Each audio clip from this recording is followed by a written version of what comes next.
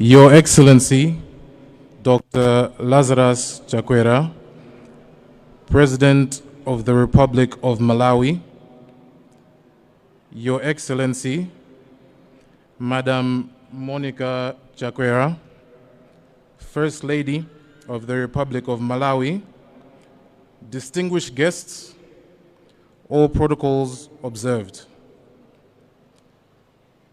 Right Honorable Dr. Saulos Klaus Chilima, the Vice President of the Republic of Malawi, or as I knew him, Dad.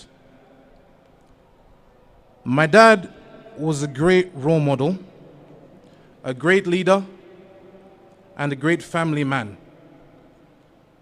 The time spent with him was very rewarding because you could always learn something. This week, I have heard many stories about people's experiences with my dad, and every single one of them has shared a story about something they took from him, either just by watching what he did, or whether it was something he told them that changed the way they lived their life. He definitely touched a lot of people's hearts. All these things that he has done for other people, I never really knew because his charitable works were always silent. Since my childhood, my dad has been someone I admired, not because of all the achievements throughout his life, but because of the amount of work he would put in behind the scenes. My dad had a daily routine which in my eyes was very difficult to maintain. Every morning, he was up at 4 a.m., where he would go pray at his personal altar in the house, where the candles would never stop burning. After prayers, he would go and open all curtains, doors, and windows before proceeding to church for the 6 a.m. Mass, which he never missed. When he got back from church, he would go to the gym and run on the treadmill for about an hour before heading to the office where he would start his day of work. As a child, I didn't realize that my dad had such a high work ethic, but as I got older, I began to understand that his work ethic was one I had never seen before, nor will I ever see anybody match again. He was so passionate about making the things he believed in become reality, and he made sure that by whatever means necessary, he would get the results that he desired. Whether that meant having sleepless nights or making countless sacrifices like fasting for days on end, he made sure he got the job done and done correctly. The person I am today is because of the team that my parents were. They taught me to have good morals, to always be kind, to never be violent, to take care of others, and to be humble. But they also taught me the fun side of life. My dad is the reason I started supporting Manchester United. And even when he stopped supporting them and called them a useless team, I thank him for introducing me to them because they have brought me joy in recent times. Most of the sports that I play are because of all the awards that he had in the house. Football awards, basketball awards, golf awards. Dad was a versatile person in everything that he did.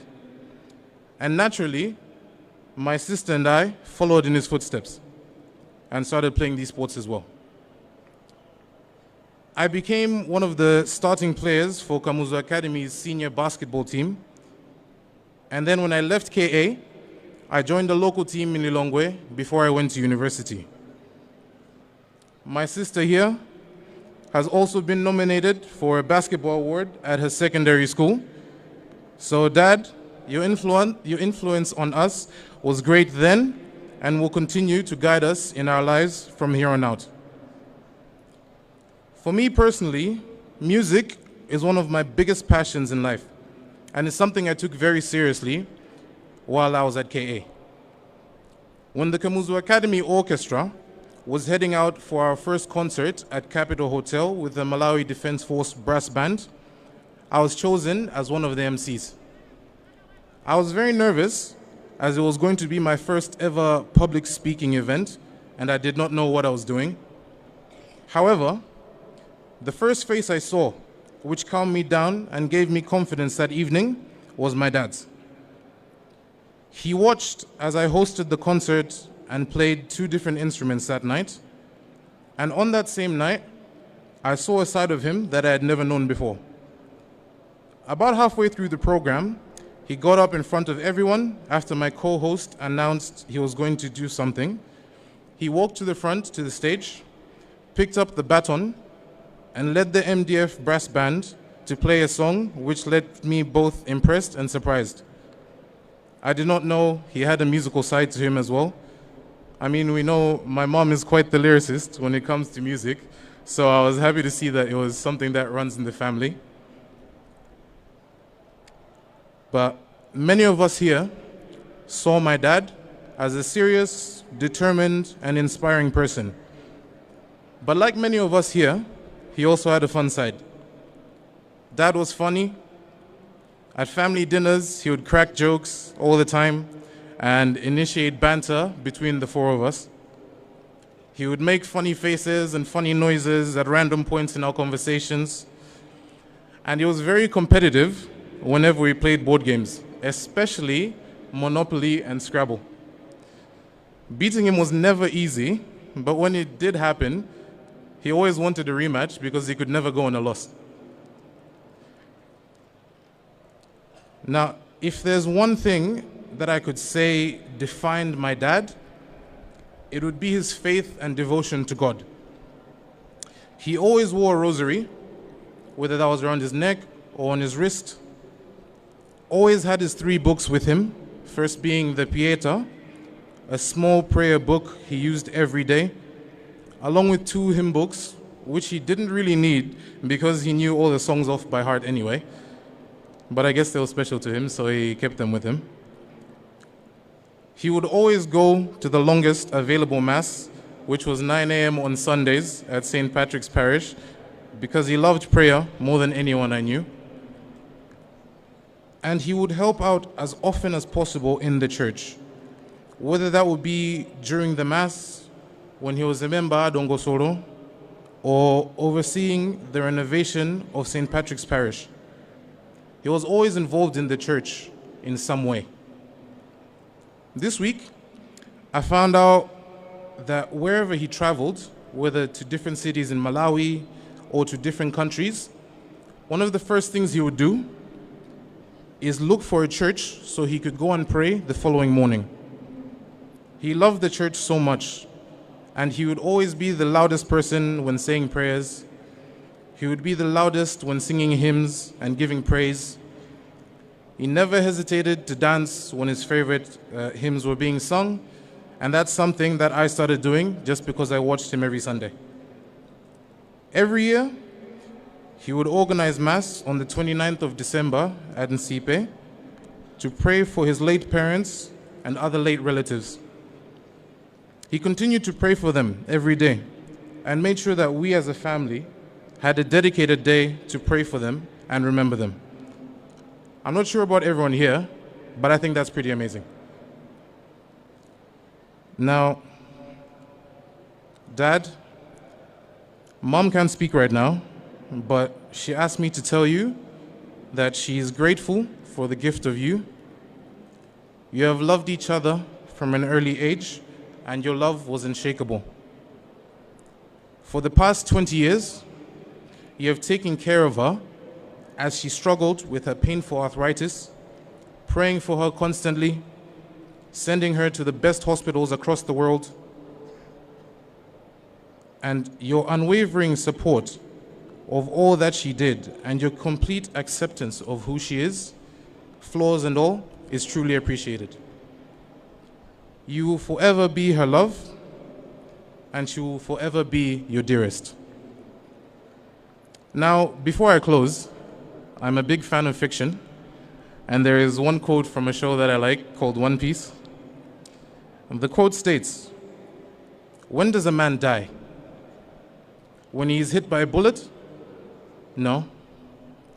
When he suffers a disease? No. When he eats a soup made out of a poisonous mushroom? No. A man dies when he's forgotten." End quote.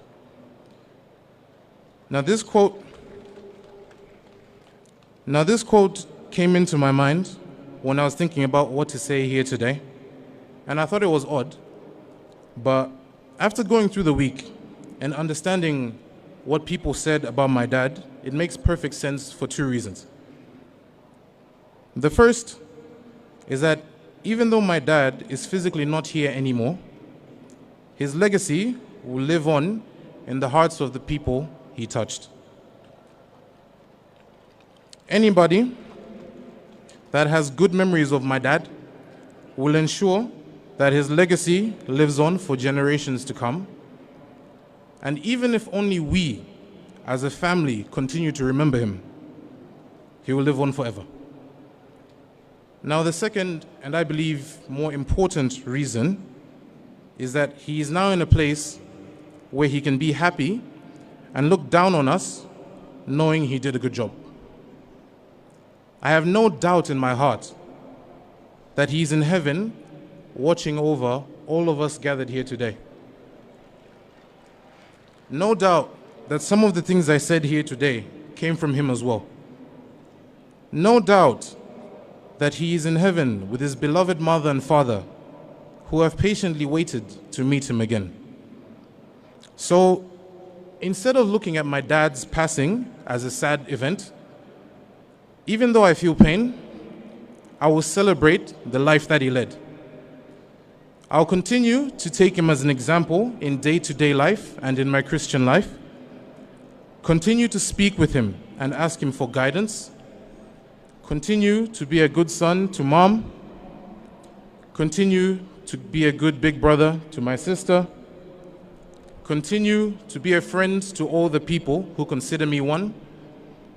And finally, continue to believe that when the time comes, we will all be reunited again with you in God's kingdom.